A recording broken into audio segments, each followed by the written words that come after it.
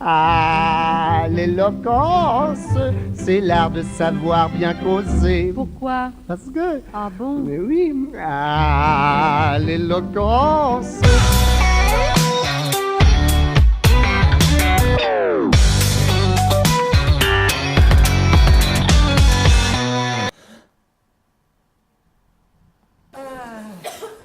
Je suis stressé à mort.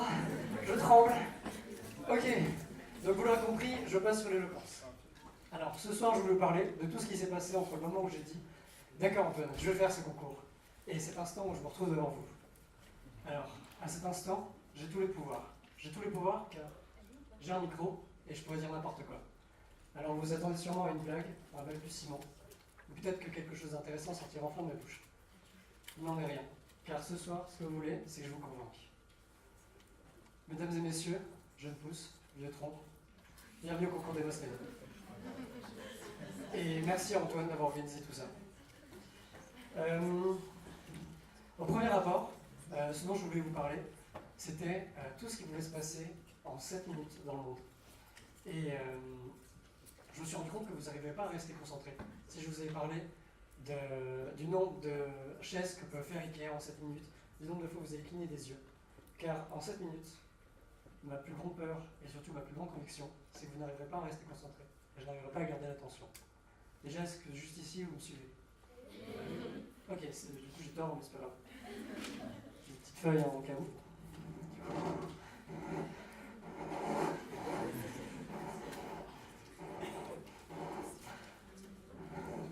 Donc nous y sommes. De quoi je vais bien pouvoir parler pendant 7 minutes? Et je veux vous parler de l'éloquence. Et de ce pourquoi je pense que l'éloquence est une utopie.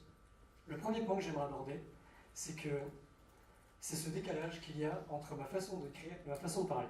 Il suffirait que je vous montre une de mes poésies quand j'étais gosse, ou un de mes mails, pour vous rendre compte à quel point ma façon d'écrire diffère de ma façon de parler.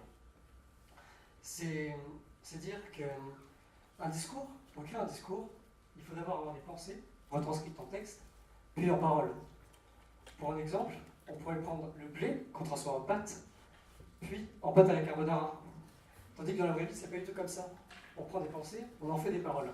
Du coup, du blé en pâte à la carbonara. Bref, ça c'est juste pour parler un peu du naturel du discours. L'autre décalage, c'est celui entre ma façon de parler et ma façon de faire un discours. Car comme vous pouvez le voir, déjà je tremble, et surtout mes phrases sont beaucoup plus longues, car j'ai eu le temps de les apprendre par cœur, du moins. Et je pense que c'est là que réside la différence entre ma façon de parler et ma façon de faire un discours. Et d'autant plus qu'il y a cette putain de main gauche qui fait des gestes dans tous les sens. C'est pas un cours de danse et je parle pas non plus le langage des signes. Vous l'aurez compris, la première limite que je vois à l'éloquence, c'est cette différence entre notre réelle façon de communiquer et notre façon de passer devant tout le monde. Le second point que j'aimerais aborder, c'est la monotonie. Car je pense que c'est impossible d'écouter et de rester concentré sur quelqu'un qui tient un micro qui ne marche pas. Quelqu'un qui parle sur le ton de la démonstration pendant 7 minutes. Le meilleur exemple que j'ai trouvé, c'est quand j'ai pas compris quelque chose en cours, je vais voir sur YouTube pour qu'on m'explique. Et si je tape par exemple photosynthèse, je commencerai par trouver une vidéo avec un monsieur devant sa caméra qui ne fait que parler, et une vidéo explicative, on va dire, avec des schémas, un peu d'infographie, des trucs plus concrets. Forcément, devant ces deux vidéos, je prendrai la plus courte et la plus concise, avec le plus d'éléments pour comprendre. Est-ce que vous me suivez?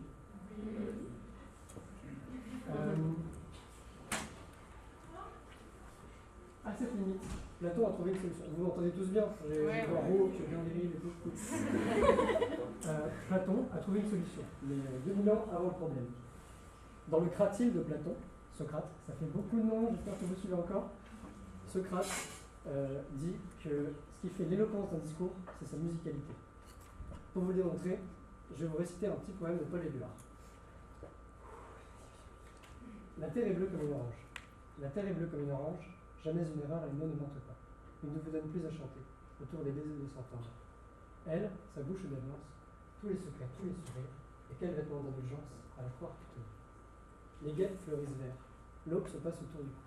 Un collier de fenêtres, les ailes couvrent les feuilles, tu as toutes les joies solaires, tout le soleil sur la terre, sur les chemins de ta beauté. Alors, comme vous pouvez le voir, La musicalité est la première variable pour garder l'attention. Mais ce n'est pas la seule, car la deuxième, c'est l'intérêt. Ce poème fait du bien aux oreilles, en tout cas aux miennes, mais il est complètement loufoque. Et je pense que donc cette deuxième limite à l'éloquence, cette difficulté d'allier démonstration pour poésie, intérêt et musicalité. Le troisième et dernier point. Dans la vraie vie, personne ne s'écoute. Il vous suffirait de vous installer à un débat politique de cette manière pour rendre compte que personne ne s'écoute. Parce que personne ne peut garder la parole plus de 10 secondes. C'est-à-dire que pendant que vous parlez, votre interlocuteur est déjà en train de réfléchir à sa réponse. Et au final, chacun veut juste poser son opinion. Oui, voilà. Alors vous allez sûrement vous dire que ce qui manque donc, dans ce discours, du moins pour chacun de vos participants, c'est de l'assurance dans le langage, de l'éloquence. Et pour expliquer l'assurance, et le souci avec l'éloquence, wow, ça fait beaucoup de notions, j'ai prévu une petite théorie que j'ai inventée. La théorie du 3,5. Si vous avez encore des cours de maths comme moi, vous avez tout de suite le réflexe de transformer un 3,5 en 4. On dit qu'on l'arrondit. Pourtant, ce 3,5 il est aussi près à 4 que dans 3. Vous entendez rien. Je pense qu'on peut référer ça à l'éloquence. C'est-à-dire que ça serait notre argument, le 3,5. Et selon qu'on parle avec éloquence ou pas, on peut le transformer en 3 ou 4. Je pense que ce souci avec l'assurance et l'éloquence, c'est que très vite, avec l'assurance, qui peut devenir vanité, attention, le 3,5 pourrait tout de suite devenir, c'est bien un 35. Je les chiffres un petit peu. Pour moi, la solution, ce serait de garder le 3,5 et d'en être très fier. C'est-à-dire qu'il faudrait non pas se concentrer sur la forme du discours, mais le fond. Vous l'aurez compris, je pense que l'éloquence est une utopie. Mais ne vous faites pas de conclusions trop hâtives. Après l'accent allemand, ça n'avait aucun sens. Si je suis là ce soir, c'est pour me prouver le contraire.